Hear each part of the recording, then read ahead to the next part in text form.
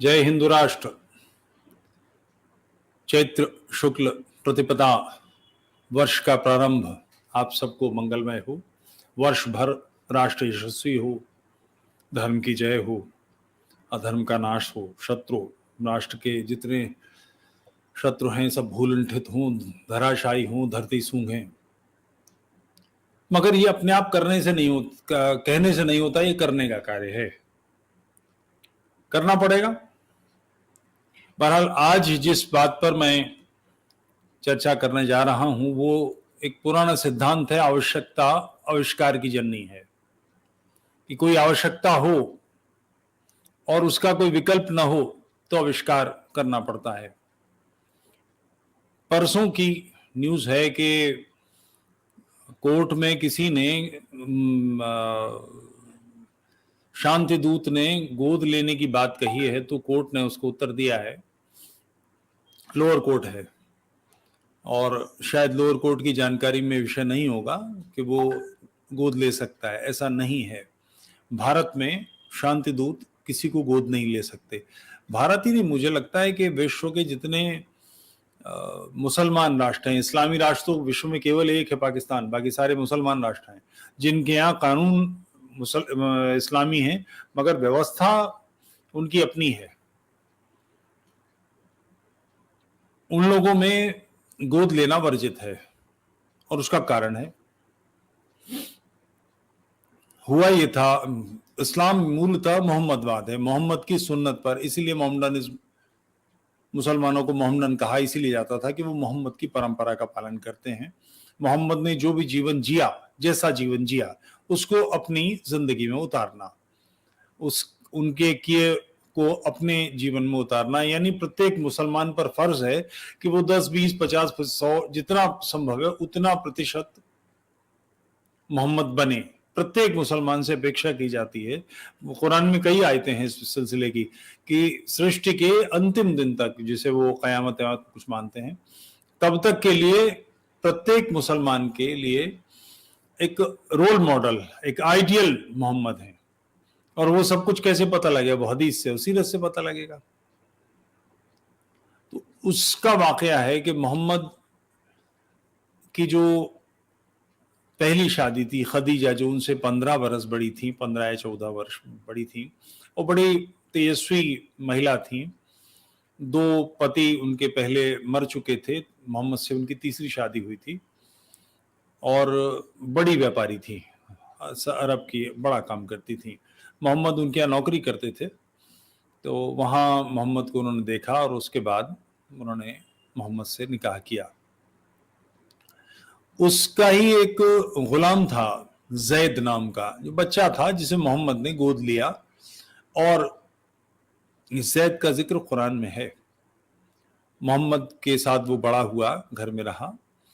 फिर मोहम्मद ने उसकी शादी जैनब से कराई, जो मोहम्मद की अपनी चचेरी बहन थी।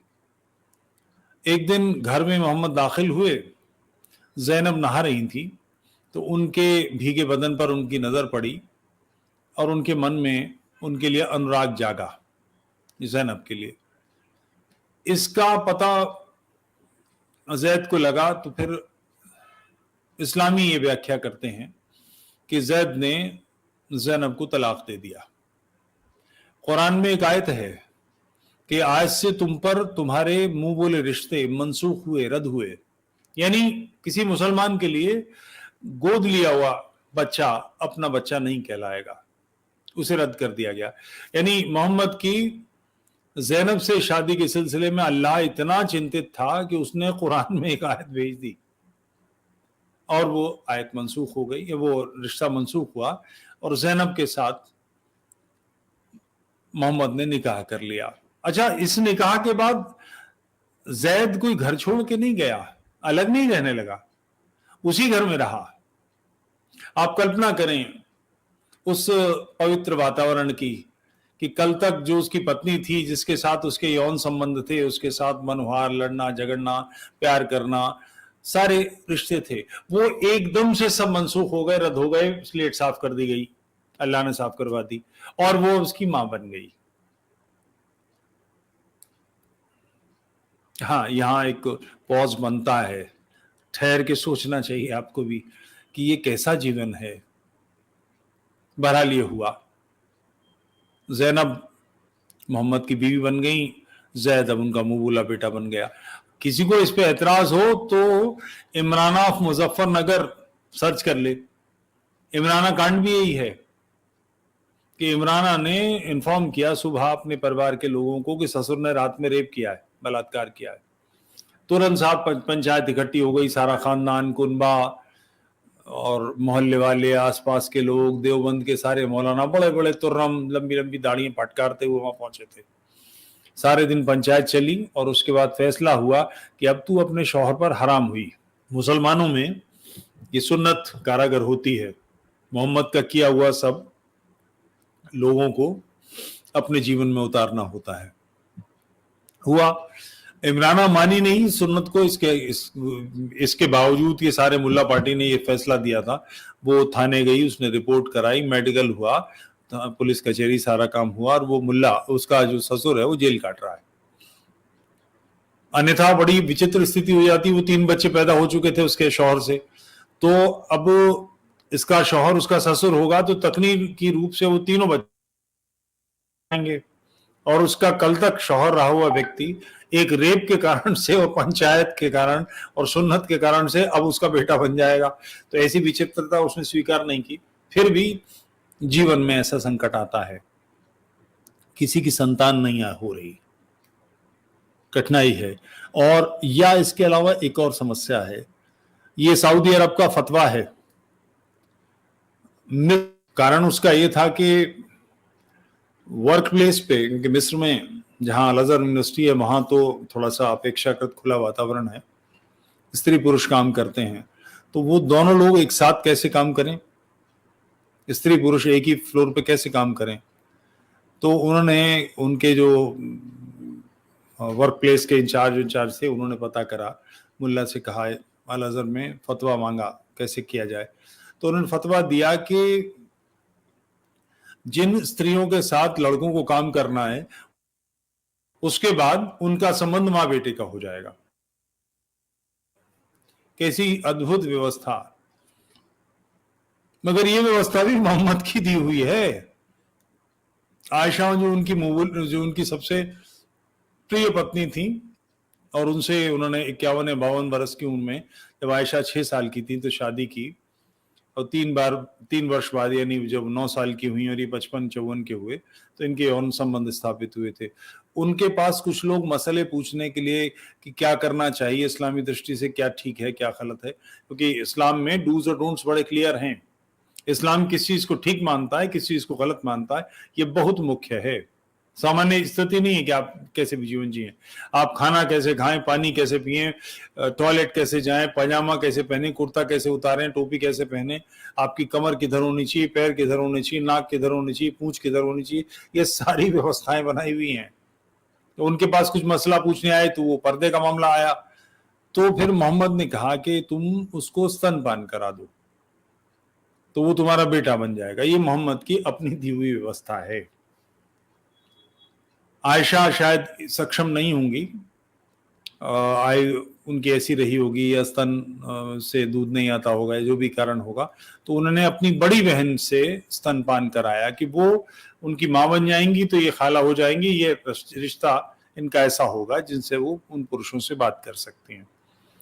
मेरी ही यूट्यूब पर एक लंबी चर्चा है इस विषय पर, अपोस्टेट इमाम के साथ, उसने ढेरों हदीसें इसमें दी, आप चाहें तो देख सकते हैं। तो आवश्यकता पड़ी किसी को कि वो उसकी संतान नहीं है या एक डिपार्टमेंट में काम करना है, एक फ्लोर पे काम करना है जहां स्त्री पुरुषों को काम करना है, और पुरुष की आसक्ति है उस महिला में या उसकी दृष्टि कुत्सित है, तो उसका सबसे बढ़िया इस्लामी दीन वाला हल ये,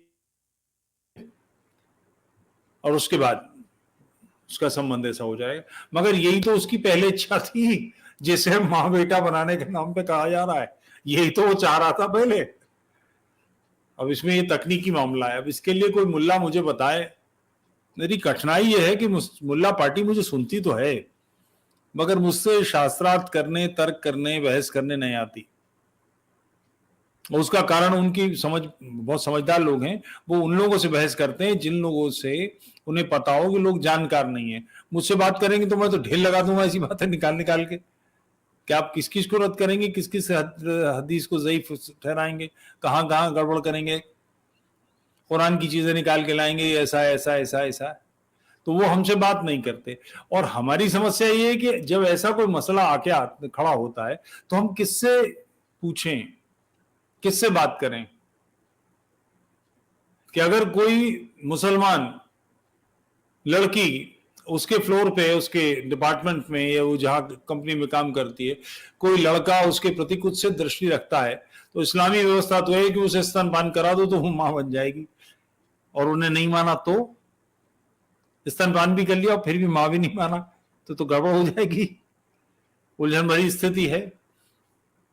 तो ये जो एक दावा है कि कयामत, यानी एक कल्पना है दीनदारों की कि ये धरती अल्लाह ने, ये सृष्टि अल्लाह ने इसलिए बनाई है कि उसने मोहम्मद को बनाना था। मोहम्मद के कारण कायनात बनाई, उसमें एक धरती बनाई, इसमें मोहम्मद पैदा हुए। गड़बड़ ये हुई कि अल्लाह सर्वशक्तिमान नहीं है, उसकी चली नहीं, और उसमें काफिर भी आ गए, मुशरिक भी आ गए और दुनिया भर के लोग आ गए। अल्लाह सर्वशक्तिमान होता तो मुसलमान ही पैदा करता ही नहीं किसी और को, झंझट ही नहीं था। तो संख्या हो गई काफिरों की बड़ी, मुशरिकों की बड़ी, अभी भी इस्लामियों से ज्यादा उनकी संख्या है, तादाद उनकी बढ़ गई। तो अब उस स्थिति में कहीं कुछ कोई ऐसा समस्या आती है तो उनके पास ये है कि हमारा जिहाद चलना है, हम लगातार लोगों को, और एक दिन वो आएगा कि सारी दुनिया के लोग मुसलमान हो जाएंगे और उस दिन कयामत आ जाएगी। लोग सारी दुनिया मुसलमान छोड़िए, अगर 25% मुसलमान हो तो कयामत आ जाएगी, क्योंकि दीनदार किसी दूसरे के साथ रहने नहीं दे सकते, किसी को जिंदा नहीं रहने देंगे, तलवारें चलाएंगे, मारेंगे, झगड़े होंगे। मुसलमान हो जाएंगे तो शिया सुन्नी झगड़े होंगे, देवबंदी बरेलवी कलेश खटेंगे, अहमदियों को मारा जाएगा, दुनिया भर का ही रहेगा। बहरहाल कयामत आएगी, तो ये मानते हैं इस्लामी दृष्टि से। तो हमारी इन इन इन व्यवस्थाओं के बीच में जहां जहां ऐसे कोई सवाल खड़े होते हैं जिसमें हम प्रश्न करते हैं कि भाई ये तो थोड़ा सा मानवता के खिलाफ है, या एक ऐसी समस्या है कि क्या करें, तो आपको लामुहाला वो जो कयामत के आखिरी दिन तक के लिए एक परफेक्ट आइडियल दिया गया है, या परफेक्ट एक लाइफस्टाइल इस्लाम देता है, उस लाइफस्टाइल में बहुत सारी चूकें दिखाई देती हैं, गलतियां दिखाई देती हैं। जैसे यही आवश्यकता आविष्कार की जननी है कि आवश्यकता पड़ी तो उसका ऐसा विचित्र आविष्कार किया, इतना विकट आविष्कार किया कि कोई सुनेगा तो हंसेगा, किसी मुल्ला से पूछिएगा वो बताएगा आपको कि ये सच है कि नहीं। ऐसी बातें कि कोई कल्पना कीजिए कि कितनी छोटी लड़की, एक 15 साल की, क्योंकि आयशा 18-19 की थी तो विधवा ही हो गई थी, 15-16 साल की लड़की के पास कोई मसला पूछने आए और मोहम्मद उससे कहें कि तुम अपना स्तनपान उसे करा दो, वो हक बका नहीं जाएगी। इस तरह की बात कल्पना करें कि आपको अपनी पत्नी को बतानी पड़े कि तुमसे वो मिलने आ रहा है और वो तुम्हारे लिए नामहरम है, पर्दा है, काफिर भी सोचें इस बात को, तो तुम ऐसा करो उसको अपना स्तनपान करा दो तो वो तुम्हारा बेटा हो जाएगा। एकदम से ज्ञान चक्षु खुल गए होंगे, बुद्धि रोशन हो गई होगी, उजाला ही उजाला बिखर गया होगा। ऐसी ऐसी मजेदार बातें। मगर वर्ष के पहले दिन, वर्ष प्रतिपदा के दिन, ऐसी आनंदक बात जो दीन की दावत के लिए एक आधार देती है, उससे ही साल की शुरुआत करें, हंसते मुस्कुराते, खिलखिलाते, मगर आंखों में सपना, राष्ट्र की विजय करनी है, धर्म की विजय करनी है, ये परम पवित्र भगवत ध्वज अटक से कटक तक लहराना है। पूज्य नाथुराम गोडसे की अस्थियां प्रतीक्षा कर रही कि सिंधु नदी भगवत ध्वज के तले बहे। उस दिन उनका अंतिम संस्कार करना है, उनका श्राद्ध करना है। अभी तक श्राद्ध नहीं हुआ है। ये सपना हमारी पिछली पीढ़ी ने हमारी आंखों के लिए दिया है। लाहौर वापस चाहिए, लव का शहर है, भगवान राम के बेटे थे, उनका नगर है। पंजाब पंचनद का क्षेत्र, वेदों की प्राकट्य का क्षेत्र है, हमारी नाल गढ़ी है यहाँ, हमारे पूर्वजों ने यज्ञ किए हैं यहाँ। ये धरती वापस चाहिए। अफगानिस्तान, बंगाल, मूल बंगाल जिसे कहते हैं, पूर्वी बंगाल, बांग्लादेश, ये हमारी धरती है और ये काल आ रहा है। टर्मोइल है, एक उपद्रव है, बड़ा विप्लव है। जब इतिहास का पहिया उल्टा चलाया जाता है तो बहुत चरमराहट होती है। ये राष्ट्रोत्थान का यज्ञ है। शाकल्य, तिल, जौ, घी नहीं पड़ता इसमें, रक्त लगता है इसमें, नरमुंडों का होम होता है। ये जो पहिया इतिहास का चक्र घुमाया जाता है ना, इसमें ग्रीज नहीं लगता, इसमें रक्त लगता है मनुष्य का। लगाएंगे, इसमें क्या कठिनाई है। शत्रु का भी अपना भी संकल्प लीजिए। 3 कार्य करने, 2 लोगों की शुद्धि। अगले 5 वर्ष के अंदर प्रत्येक हम में से बालिग व्यक्ति 2 लोगों की शुद्धि के लिए अपने धन की, यश की, पौरुष की, क्षमता की, मानव बुद्धि की उपयोगिता इसमें लगेगी। दूसरे, प्रत्येक घर में शस्त्र। नववर्ष का प्रारंभ है, प्रत्येक व्यक्ति के लिए शस्त्र। घर में 7 लोग हैं तो 6 महीने का बच्चा, उसके नाम का भी एक शस्त्र। कैसे करेंगे आप देखिए। घर, हमारे पास प्लॉट्स हैं, फ्लैट हैं, कोठियां हैं, घर में कारपेट्स हैं, बढ़िया शॉल्स हैं, बढ़िया सूट हैं, जो हमारी पत्नी के पास ज्वेलरी है, चांदी के, सोने के बर्तन, दुनिया भर की चीजें हैं। इनकी रक्षा करनी होगी तो क्या कैसे होगी? उसके लिए पुलिस है, जिसको हम फोन करेंगे तो पता लगा वो दौरे पर हैं, प्रवास कर रहे हैं, 6 घंटे में लौटेंगे।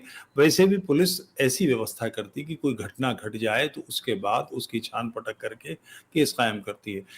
घटना घटते समय कुछ नहीं कर सकती।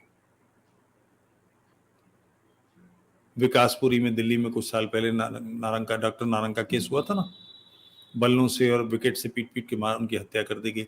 घर के सामने गाड़ी खड़ी थी, गाड़ी थी, सब कुछ था, उनकी रक्षा की कोई व्यवस्था नहीं। तो प्रत्येक व्यक्ति के पास शस्त्र हो। अपने एमएलए पर, एमपी पर दबाव डालिए, कीजिए, शस्त्र जरूरी है। और इसकी व्यवस्था कर सके तो ध्यान रखिएगा, रिवॉल्वर नहीं लेना है, राइफल लेनी है। बहुत आसानी से आपको लगता है रिवॉल्वर, 32 बोर का रिवॉल्वर पिस्टल मामूली चीज है। एक गत्ते वाली किताब आपके हाथ में होगी, नॉवल हाथ में होगा, गोली पार नहीं जाती।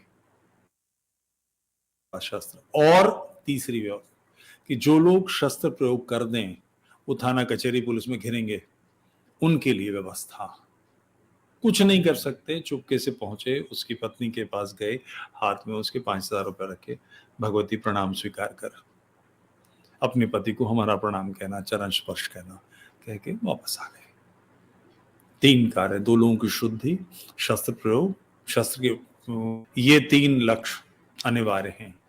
इनको अनिवार्यता करना है, इस पर हम चलेंगे, राष्ट्र की स्थिति में परिवर्तन आ जाएगा। एक बार फिर से जय हिंद राष्ट्र।